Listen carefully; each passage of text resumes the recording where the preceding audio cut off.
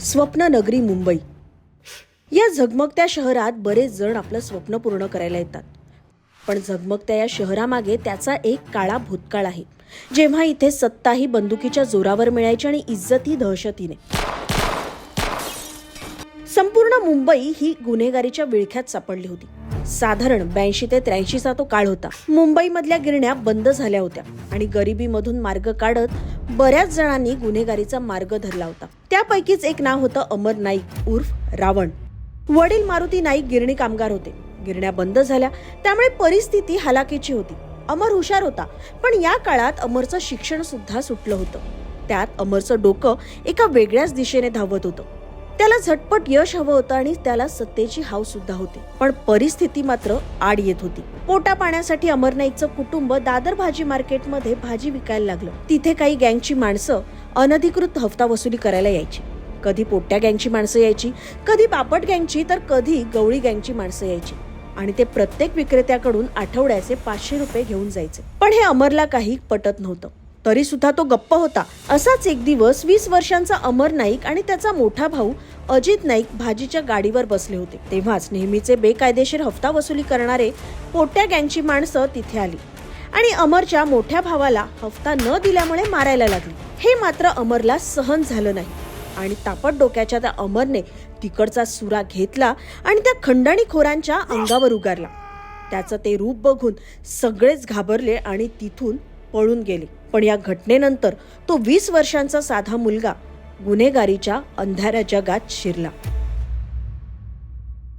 पोट्या गँगच्या माणसांना सुद्धा अमरचा काटा काढायचा होता, म्हणून त्यांनी अमरच्या लहान भावाला म्हणजेच अश्विन नाईकला किडनॅप केलं. पण अश्विन कसा तरी त्यांच्या तावडीतून सुटला. पण अमर मात्र आता शांत बसणारा नव्हता. आपण काही केलं नाही तर ते आपल्या कुटुंबाला असाच त्रास देत राहतील हे अमरला कळलं होतं. त्याचबरोबर अमरला त्याची ताकद सुद्धा कळली होती. याच ताकदीच्या जोरावर त्याने त्याच्याच सारखी मुलं गोळा करून, काही हत्यारं गोळा करून स्वतःची गँग उभी केली आणि याच पोरांना घेऊन त्याने एक दिवस पोट्या गँगच्या वरळीच्या अड्ड्यावर हल्ला केला. यानंतर अमर नाईकच्या नावाची दहशत पसरू लागली. त्यामुळे अमरचा कॉन्फिडन्स एका वेगळ्याच लेवलला पोहोचला होता. पोरांना घेऊन जायचं, धमकवायचं आणि पैसे गोळा करायचे हे काम त्याला आता जास्त सोपं वाटू लागलं. त्यामुळे खंडणी, जुगार, सोनं चांदी तस्करी ही सगळी कामं तो करायला लागला. त्या गँगमध्ये त्याचा लहान भाऊ अश्विन नाईक सुद्धा होता, पण अमरच्या एकदम उलट्या स्वभावाचा. अमर जितका तापट तितकाच अश्विन शांत. अमरने शिक्षण अर्धवट सोडलं तर अश्विनने त्याचं इंजिनिअरिंग पूर्ण केलं. पोलिसांचं नेटवर्क, बिल्डर लॉबी, राजकारणी असे अश्विनने या सगळ्यांमध्ये आपली माणसं बसवली. अश्विनला हाताशी घेऊन 1980 ते 85 पर्यंत अमरने आपला जम बऱ्यापैकी बसवला होता.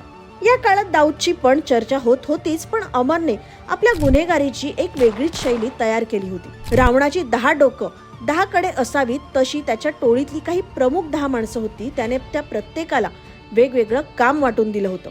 सरकारी कंत्राटं, building projects, financing, film industry अशा सगळ्यातच त्याची माणसं काम करत होती. त्याच काळात अरुण गवळी गँगची सुद्धा दहशत जोरदार होती. गवळी गँग वर्सेस डी कंपनी अशी खडाजंगी चालू होतीच, पण गवळी गँगला अमर नाईकची गँग सुद्धा खटकत होती. कारण दोघांची कामं सारखीच होती, खंडणी गोळा करणं, लोकांना धमकावणं.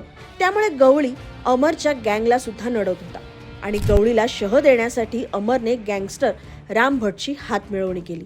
असं हे डी कंपनी, गवळी गँग आणि अमर नाईक गँग असं गँग वॉर चालू होतं. एकमेकांच्या टोळीवर हमला करायचा आणि कधी कधी पोलिसांना टिप सुद्धा द्यायची.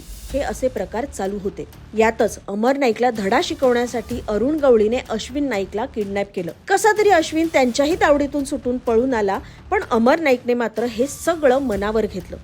80च्या दशकात राम भट श्रीलंकेतून बेकायदेशीर शस्त्र आयात करायचा आणि ती मुंबईतल्या गुंडांना विकायचा. याच राम भटच्या मदतीने अमरने संपूर्ण मुंबईवर आपलं माफिया राज्य गाजवायला सुरुवात केली. हळूहळू तोही शस्त्रांची तस्करी करायला लागला. असं म्हणतात की तेव्हा फक्त अमरकडेच तेव्हाची आधुनिक शस्त्र मिळायची. त्याचबरोबर त्याने त्याचा काळा पैसा मुंबईमधल्या काही वादग्रस्त जागांमध्ये लावायला सुरुवात केली.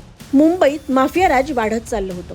त्यामुळे दुसरीकडे पोलिसांवर प्रेशर सुद्धा वाढत चाललं होतं. त्यामुळे पोलीस या सगळ्या टोळक्यांच्या मागे हात धुवून लागले होते. टोळक्यांच्या काही गुंडांना पोलिसांनी एकतर अटक केली होती किंवा एन्काउंटर केलं होतं. त्यामुळे 1986ला दाऊद इब्राहिम सुद्धा भारत सोडून पळाला होता आणि 1994ला अरुण गवळीला सुद्धा पोलिसांनी अटक केलं होतं. त्यामुळे आता अमर सुद्धा पोलिसांच्या रडारवर होता.